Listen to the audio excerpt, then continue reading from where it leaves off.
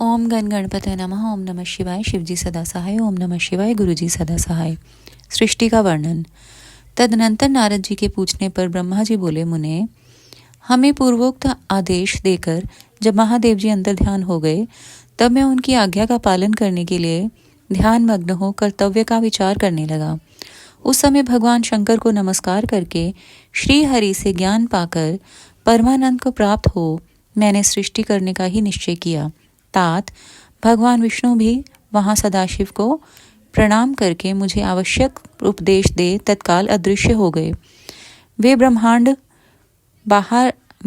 से बाहर जाकर भगवान शिव की कृपा प्राप्त करके बैकुंठ धाम में जा पहुँचे और सदा वहीं रहने लगे।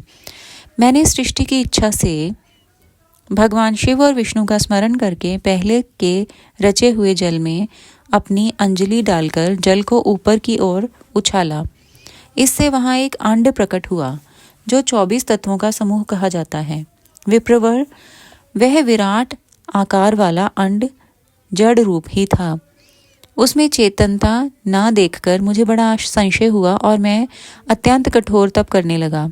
12 वर्षों तक भगवान विष्णु के चिंतन में लगा रहा। तात वह समय पूर्ण होने पर भगवान श्री हरि स्वयं प्रकट हुए और बड़े प्रेम से मेरे अंगों का स्पर्श करते हुए मुझसे प्रसन्नता पूर्वक बोले। श्री विष्णु ने कहा, ब्राह्मण, तुम वर मांगो, मैं प्रसन्न हूँ। मुझे तुम्हारे लिए कुछ भी अदेय नहीं है। भगवान शिव की कृपा से मैं सब कुछ देने में समर्थ हूँ।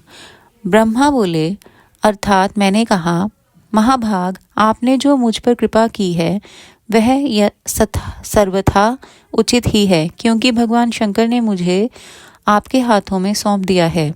विष्णु, आपको नमस्कार है। आज मैं आपसे जो कुछ मांगता हूँ उसे दीजिए। प्रभो, यह विराट रूप 24 तत्वों से बना हुआ अंड किसी तरह चेतन नहीं हो रहा है, जड़ी भूत दिखाई देता है।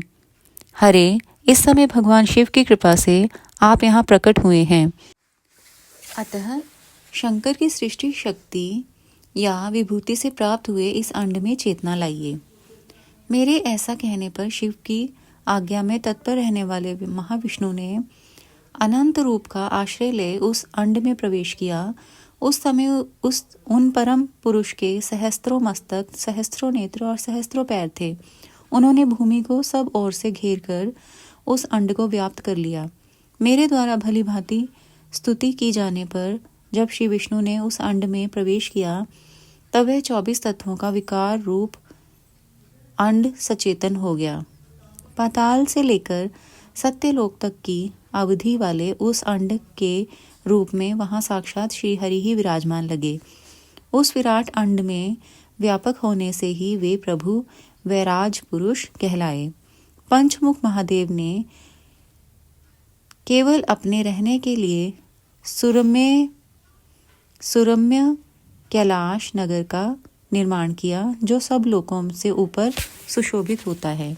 देवर्षे, संपूर्ण ब्रह्मांड का नाश हो जाने पर भी बैकुंठ और कैलाश, इन 2 धामों का यहाँ कभी नाश नहीं होता। मुनिश्रेष्ठ, मैं सत्यलोक का आश्रय लेकर रहता हूँ। तात महादेव जी की आज्ञा से ही मुझ में सृष्टि रचने की इच्छा उत्पन्न हुई है। बेटा, जब मैं सृष्टि की इच्छा से चिंतन करने लगा, उस समय पहले मुझसे अनजान में ही पाप पूर्ण तमोगुणी सृष्टि का प्रादुर्भाव हुआ, जिसे अविद्या पंचक अथवा पंचपर्वा अविद्या कहते हैं। तदनंतर प्रसन्नचित होकर शंभु की आज्ञा से मैं पुनः अनासक्त भाव से सृष्टि का चिंतन करने लगा। उस समय मेरे द्वारा स्थावर, संज्ञक, वृक्ष आदि की सृष्टि हुई, जिसे मुख्य सर्ग कहते हैं। यह पहला सर्ग है।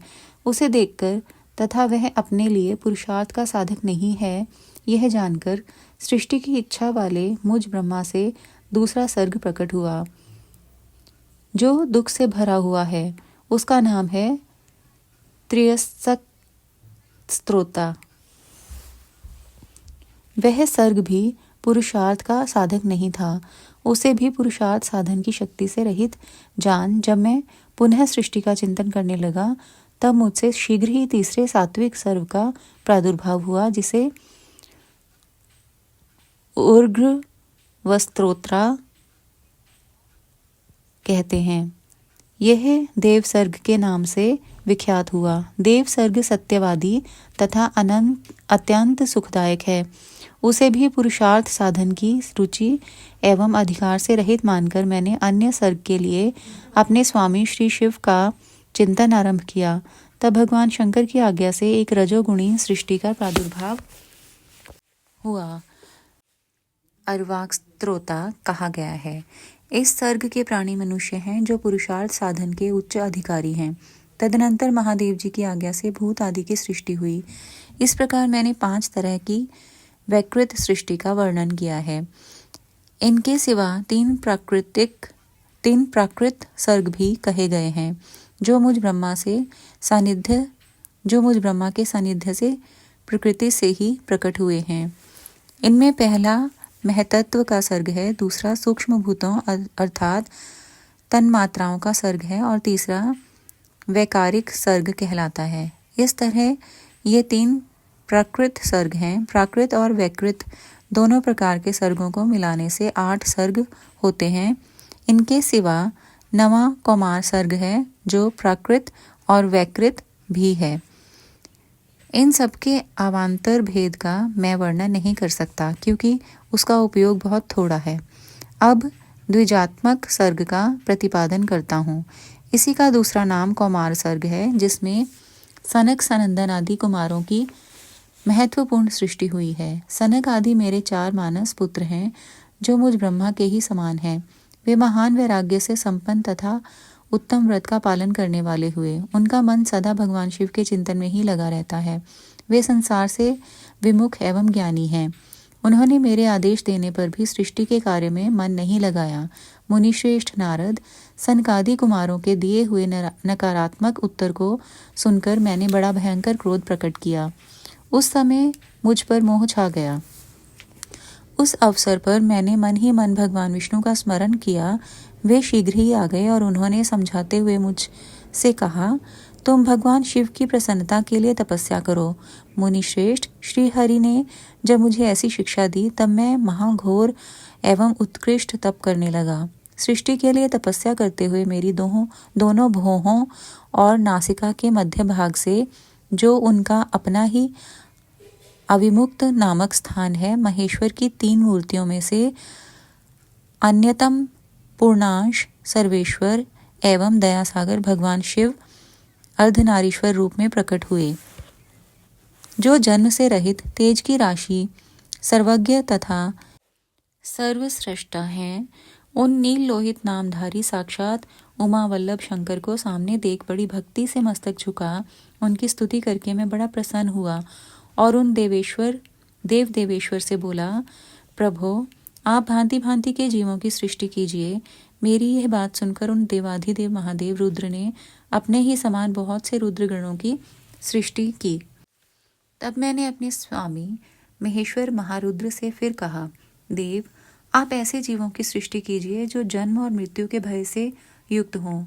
मुनिश्रेष्ठ मेरी ऐसी बात सुनकर करुणा सागर महादेव जी हंस पड़े और तत्काल इस प्रकार बोले। महादेव जी ने कहा, विधातः मैं जन्म और मृत्यु के भय से युक्त अशोभन जीवों की सृष्टि नहीं करूंगा क्योंकि वे कर्मों के अधीन हो दुख के समुद्र में डूबे रहेंगे। मैं तो दुख के सागर में डूबे हुए उन जीवों का उद्धार मात्र करूंगा। गुरु का स्वरूप धारण करके उत्तम ज्ञान प्रदान कर उन सबको संसार सागर से पार करूंगा। प्रजापते दुख में डूबे हुए सारे जीव की सृष्टि तो तुम ही करो। मेरी आज्ञा से इस कार्य में प्रवृत्त होने के कारण तुम्हें माया नहीं बांध सकेगी। मुझसे ऐसा कहकर श्रीमान भगवान नील लोहित महादेव मेरे देखते देखते अपने पार्षदों के साथ वहां से तत्काल तिरोहित हो गए। शुक्राना गुरुजी महाराज।